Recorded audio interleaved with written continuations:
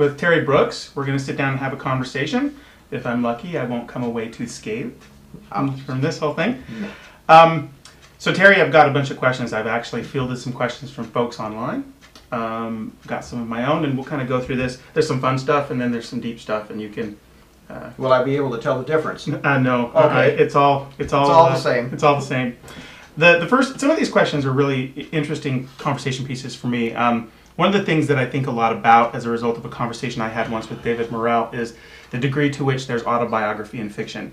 And it's not something that when I write, I think about like consciously, but I'll go back often and I'll see bits of things that seem to be evidences from my own life. Do you find that true at all in your work? Well, yes, I am an elf. It's true. And that pretty much forms the basis for what I write about with elves, dwarves, and that sort of thing. But seriously, I think the answer is yes, but maybe not the way you think. I was a kid who basically lived in my head when I was growing up. The kids that I grew up with in my neighborhood from the age of about 5 or 6 on were into what we now call role-playing in a serious way. We were always imagining ourselves to be something else. For me, every trip down to the library to get books, every trip to school was an adventure. Most of it happening in my head, not in real life. Yeah. So, I think that's probably formed the basis for becoming a writer of fiction, and particularly of fantasy, is all of that making up of stories. Yeah. Okay, good. Sort of related. I remember in high school doing a lot of in English class themes, and it reminds me, of course, of Christmas Story, and he has to write the theme about the Red Ryder BB gun. It's not something that I think about consciously when I'm writing, but I know that writers approach this differently. I'm wondering if it's something you think about, or if even after you've gone through the process of writing a book, you come back and see that there's topics, whether it's maybe things, current events in our world, that find themselves playing out in some of your fiction. Well, it's kind of a mix for me. I have a thematic structure to my book before I start to write it. So on the surface, I'm telling a story that's essentially an adventure story, and it's a quest, and it's your traditional epic fantasy tale. But I also am writing about themes of subject matter that relates to what is going on in the world at large in the present. And I will focus on things that trouble me or disturb me or that I want to find an answer to, and I will work those into the theme of the storytelling as well. That said, then there's this third aspect to it, which is that I always say that 2 things happen about halfway through a book at some point. One is that I'm convinced it's a piece of crap, and I have to back away for several days to regain my equilibrium before I can read it with any kind of judgment without being judgmental about what it is and being able to decipher whether it's working or not. But the other thing is that I discover what it is this book is about that I didn't realize. That you kind of write your way through to something, and then all of a sudden you say, darn, that's what this book is about that I didn't realize. I have to now go back and do some reworking and focusing on that point because this is important. So there's all those things I think that come into play. Can I ask, so I obviously read Bears of the Black Staff not long ago. Is there something that you would say you were working through with that book that's topical or current events or? Maybe. All right, he's going to leave it for us to decide. Well, I think you should. Why should I do all the work? I wrote the book. You readers, all readers, need to decide for themselves what's in it that speaks to them. Yeah. And thousands of English classes later, and professors saying, well, what is the writer saying here?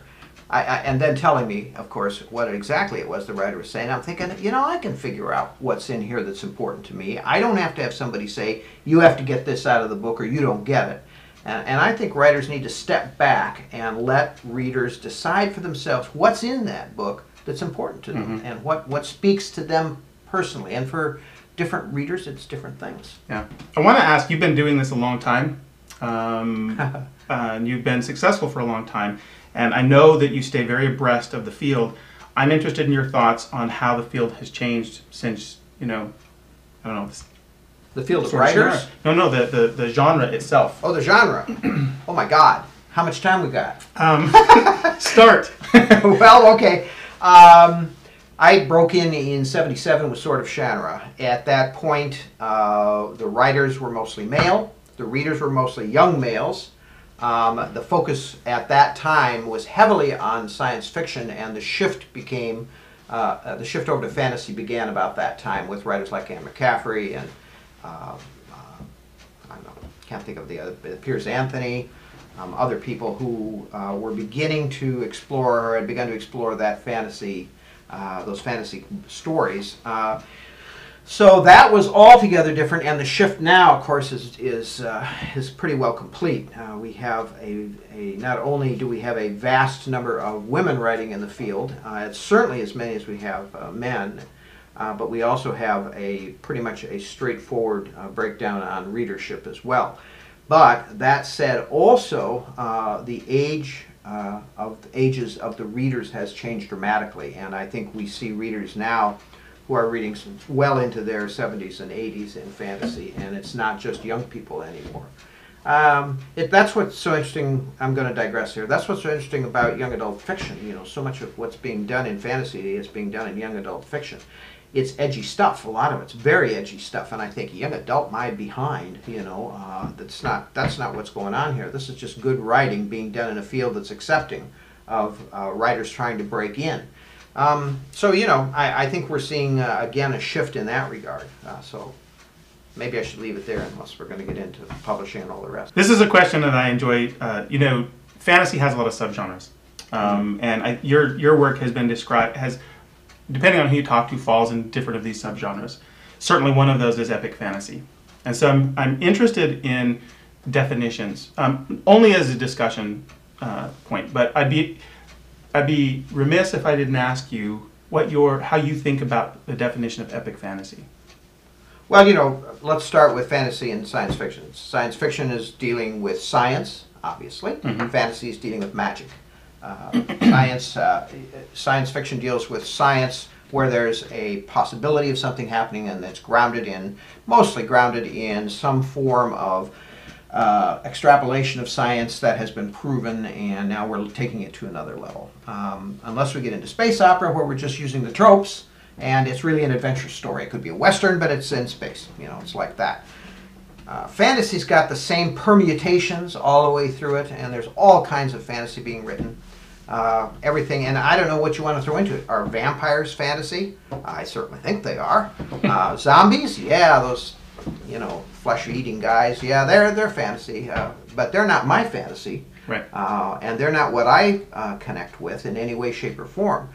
So, you know, what I'm doing in epic fantasy is following in the steps of Tolkien and a number of others before him, and writing vast, sweeping, sprawling historical sagas where magic is still at the heart of it, where we have a quest, where we have an archetypal confrontation between good and evil, and we have magic without which the story would not reach its resolution. Right. Those are the basic things defined by Lester Del Rey years ago as essential to epic storytelling.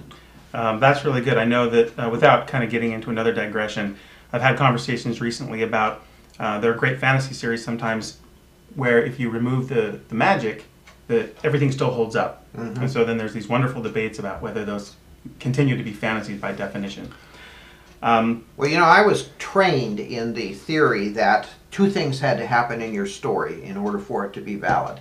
One is that there had to be an element of magic that provided the resolution to the story and was central, and that if you took it away, the story doesn't work. And the other thing is that the protagonist must determine the outcome of the story. None of this Nick Carraway narration while everything happens and he sits there and watches it and says, oh, isn't this dreadful? And what have I learned from this? None of that. The protagonist must be central to the resolution of the story. Now, that's just my upbringing, and I don't know that that's any more valid than anybody else's interpretation, but I've heard that said that that's probably the way you should go too. So. Yeah. You mentioned good and evil, and that's actually one of the things that I wanted to hit on. This is another topic that comes up in conventions all the time, that fantasy is one of the great genres for being able to explore that particular dichotomy. Not that maybe you can't do it in other fictions, but that often in mainstream fiction and literary fiction and even other certain genre fictions, that it's more about the grays. And that with fantasy fiction, not that there can't be gray, but maybe there's a proclivity to having these archetypes that you talk about. Do you find that's true at all, or is that just a lot of nonsense that comes up in in a convention discussion. Along with all the other nonsense that comes up. I don't know. I think it's true to some extent. You hear a lot of arguments about whether or not you can write a story where things are so clearly black and white. To me, it isn't. The good and evil doesn't have to do with the characters necessarily, although it can. It has to do with how people react to certain situations. You know, if you don't stand up for your friends, to me that's evil. Yeah. If you can't be counted on to risk something where it really matters, then that's very bad. You know, it's good when you make a very tough decision that doesn't necessarily help, you know, a whole lot of people, but it's the right thing to make. So I'm more interested in that than I am anything else. And most of what I write about has to do with making those difficult decisions, with exploring those areas that lie between the flip sides of the coin, which are good and evil, and saying, which way am I going to shade this thing, and what's the right thing for me to do.